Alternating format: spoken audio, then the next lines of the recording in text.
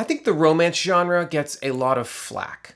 It is often seen as lowbrow or disposable, but I think that's unfair. The narrative of romance is extremely hard to write. A good romance has to surprise the audience, despite the fact that we all kind of know where it's going. We all know that the two sexy leads are destined for each other's arms, and we know that the moment they finally work it out, the story's over. A talented writer, a master of the genre, they know how to string the audience along. They know how to add all the right hurdles and all the right nuance to keep the story feeling fresh. But what if you're not a master? Well, don't worry. There's a cheat code, a little narrative trick that has held the romance genre together for generations. It is simple and it is elegant, providing endless variety. It's 2 scoops of ice cream. It's the double feature. It's meeting the man of your dreams and then meeting the man of your dreams.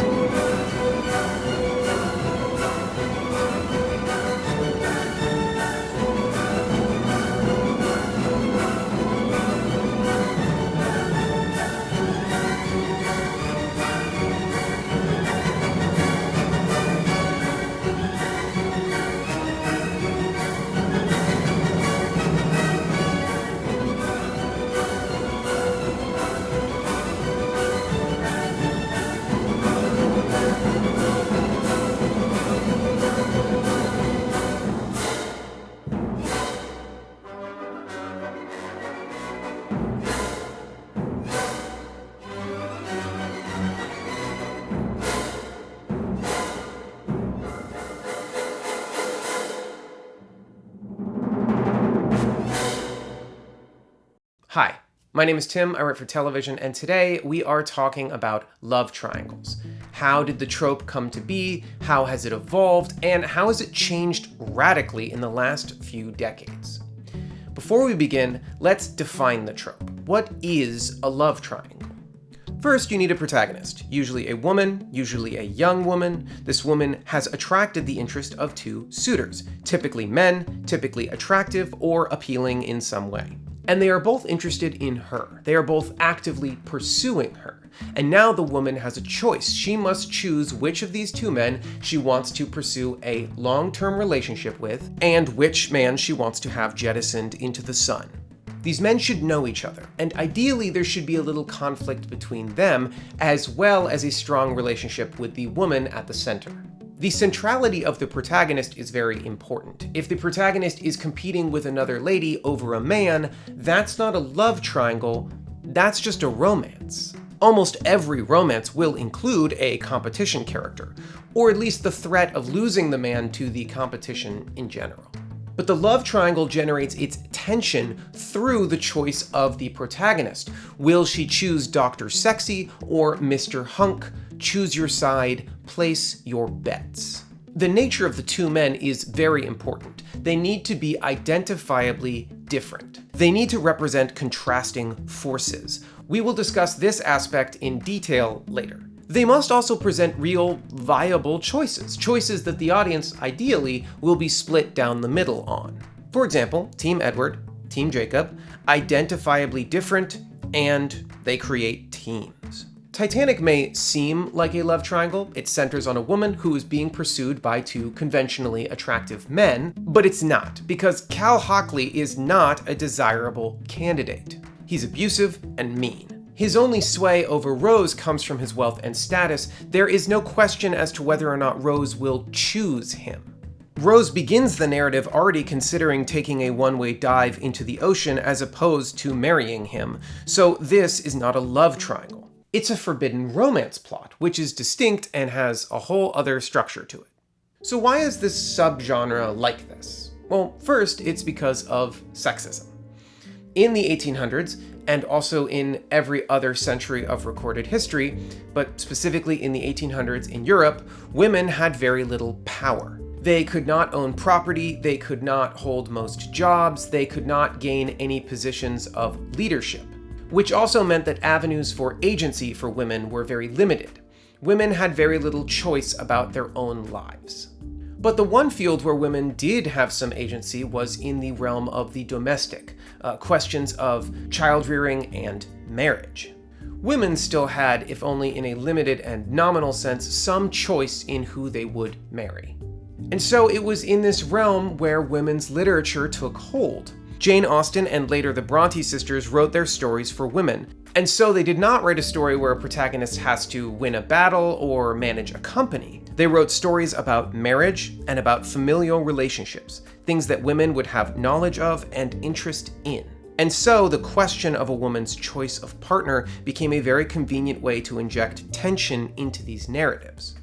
In the century that followed, the conventions of women's literature did not change very much, and when film and television came around, that structure translated very well to the new medium.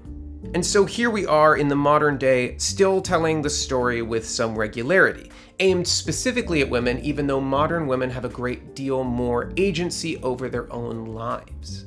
So this leads me to my next question, which is this genre really just for girls? When it comes to film and television, it's 99-1 that you will find a girl having to pick between two men as opposed to the other way around.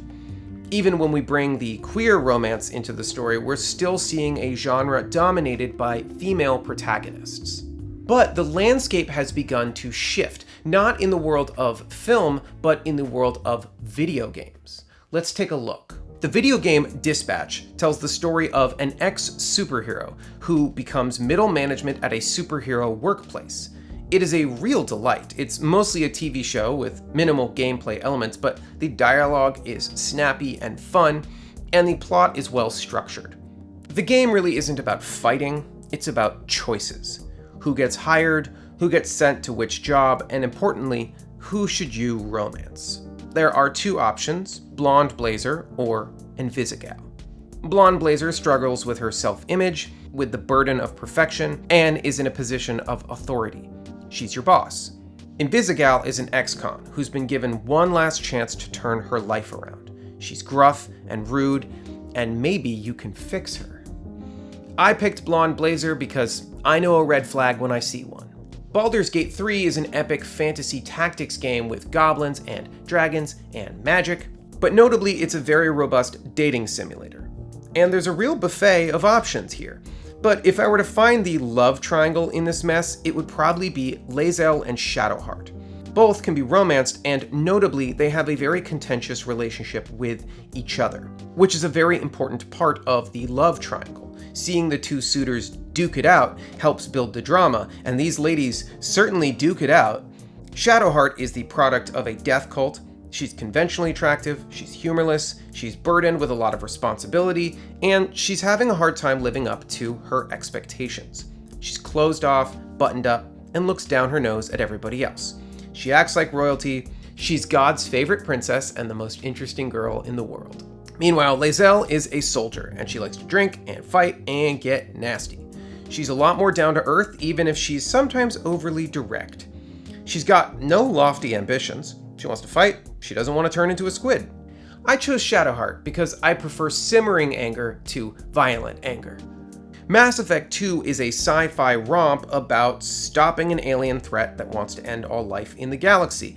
It has some really excellent world building and is one of the more considered and unique sci-fi universes in this century. But mostly, it's a game about making friends. And it is loaded with some of the coolest friends you could ever make, and some of them you can smooch. So, if you want to romance some ladies, then you have a bunch of options, some of whom will kill you if you boink them. There are two notable choices though, Jack and Miranda. These two are the most popular choices in Mass Effect 2, and they make for the most viable love triangle because they have the all-important contentious relationship with each other. Miranda is the product of extensive genetic engineering. She was designed to be the perfect human and is struggling with those expectations. She's controlling, repressed, and humorless. Meanwhile, Jack is a living weapon in her own way, though not through a wealthy family, but through science experiments and slavery. She's rough and tumble, all hard edges. She wears her emotions on her, well, not sleeve, but her straps? She's sarcastic, she's impulsive, she does not play well with others. She and Miranda get into it frequently, and though it's not all about you, it kind of feels like it. Especially because in between these fights, you keep on having these steamy conversations with them. I, of course, chose Miranda because You know. So let's call this what this is. These are love triangles for boys. It's all the classic tropes of the genre in its most traditional form, but with a man at the center choosing between two women. And while you don't have to be a man and you don't have to court the women, these games do have all sorts of hunky men to choose between. It is notable that these games have put in so much work to giving straight men the Jane Austen experience of choosing between two sexy suitors and all the drama that comes from that predicament. And these are not little games, these are massive zeitgeisty cultural artifacts. And I think we should take a moment to think about how cool that is. I mean, this is a new medium of storytelling that is bucking a centuries-old narrative trend. But also, is it just me, or do all these love triangles for boys look kind of similar? Miranda, Shadowheart, Blonde Blazer. All classically beautiful women, struggling with perfection, a little boring, a little humorless, all in positions of authority, maybe even authority over you. And then there's Jack, Lae'zel, and Invisigal. Rough around the edges, emotional, all of them were prisoners until you met them. This dynamic feels like it might be a new romance trope. We'll call it the princess and the punk. While it's not the only dynamic in games that have a romance aspect, it feels extremely common. I mean, Yennefer and Triss, Liara and Ashley, what's going on here? Well, first we should ask the question, is this dynamic present in traditional love triangles for girls? And sure, while there are some men struggling with perfection and some men who are emotional ex-cons, it's not the overwhelmingly common dynamic, which got me wondering, is there a common dynamic between the men in the love triangle for girls? Are there any patterns? Because it's obviously important to give the two suitors contrasting traits. No one is going to confuse the princess and the punk, and it will pull your audience towards one option or the other. Some men like the punk, some men like the princess. So what is it that defines the dynamic between the two suitors in a classical love triangle? I'll tell you. It's class. In Twilight, Edward is the erudite scion of a wealthy family. Jacob is ethnic, working class, can barely afford shirts.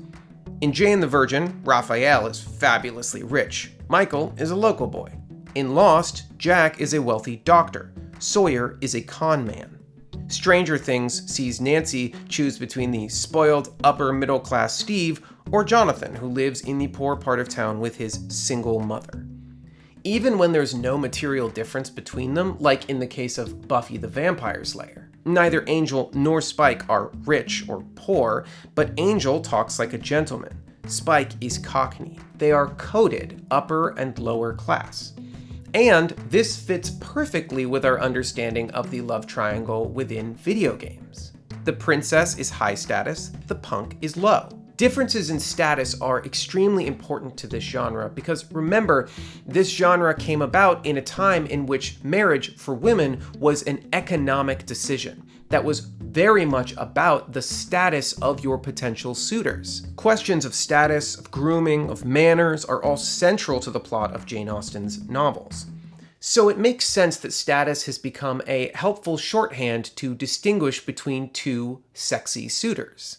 So this leads me to my final question, a question that I'm still wrestling with today, which is, why are love triangles becoming so much more popular with boys? What has changed? Are men more concerned with the status of who they're marrying than before? Or is it something more metaphorical? Is it the idea of choice? Choosing which direction you want your life to take. Do you want to live a hard but emotionally honest life? Or do you want to be wealthy and repressed? Are these romance options or are these economic options? It's hard not to look at the world today and feel powerless, like you can't fix anything. You're just tumbling from one disaster to the next. Video games are a very interesting storytelling medium because they give us the illusion of control. They tell us we can choose left or right, status or honesty, Miranda or Jack.